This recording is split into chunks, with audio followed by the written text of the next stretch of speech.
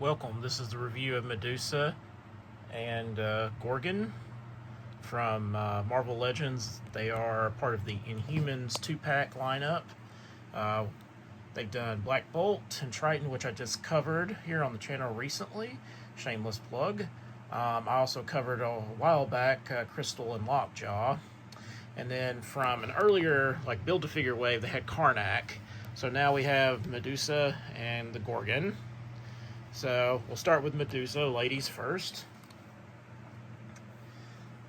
Medusa, because of her hair ability, which they do have a effect where you can move this hair around like it's whipping and grabbing and all that. But I will note that it is at the detriment of the figure, because look at all that weight. It's just eventually it's going to break that neck joint in there, and obviously there isn't any articulation. The body just moves, as you can see here. She is a pinless figure, but the negative is this hair. I understand it's her her ability as an Inhuman. Her hair is basically alive, and she can use it to grab people. It'll grow.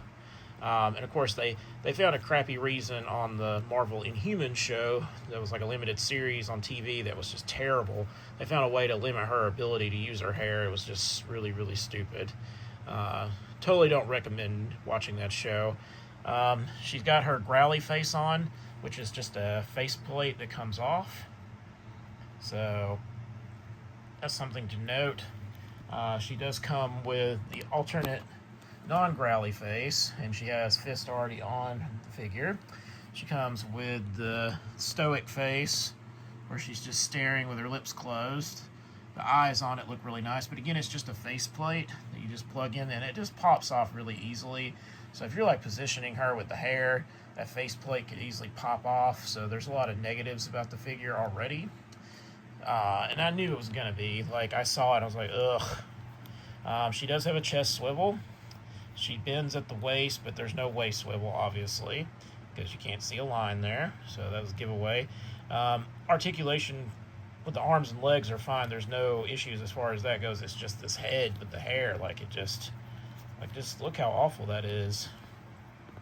It's a big negative. I mean, sitting on your shelf, you could technically pose the arms and legs a little differently, but this is about what you're going to get. It's she's almost like a statue because of this big chunk of plastic hair they have going on back here. I wish that it was some of this was detachable, then you could just retach it when you want to do a hair effect or something.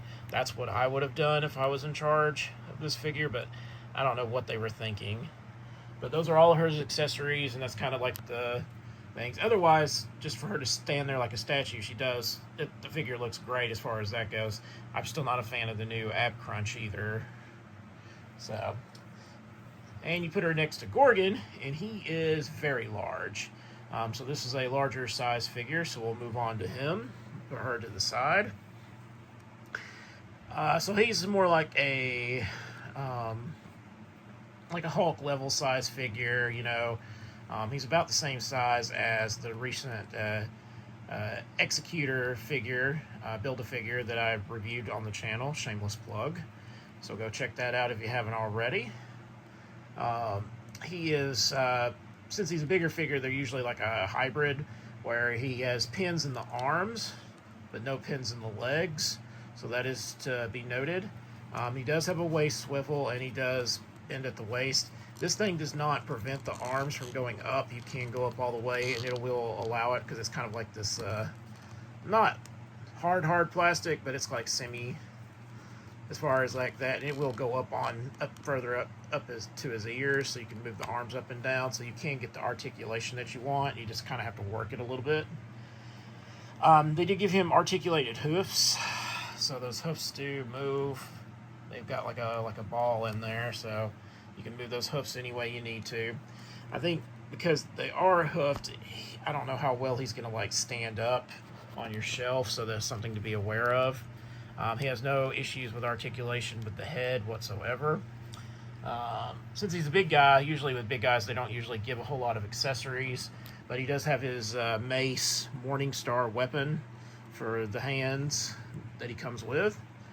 So he comes with the fist hands already on the figure, but to hold the mace, they do include the mace holding hand, and he's just got kind of like an open hand to like grab somebody with, so one of his grabby hands.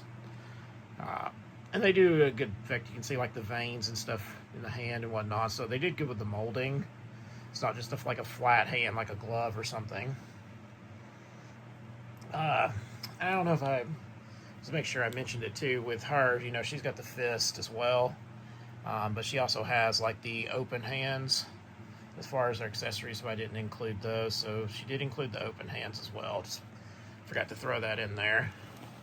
It's almost like an ADD review, but you can see the size difference. Like, you know, female figure, she's already smaller, but just you can just see the size difference between her and the Gorgon.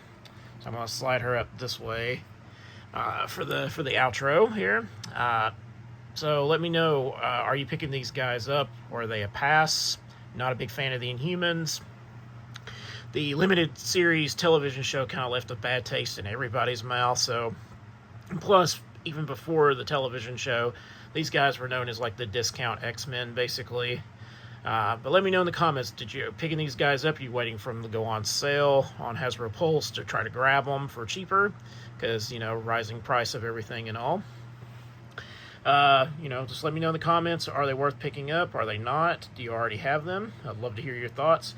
Remember to like, share, subscribe if you haven't already, because every like helps the channel grow, and I want to continue to make great videos here on YouTube. Remember to hit that bell notification for when the next video does drop. And as always, thank you for watching.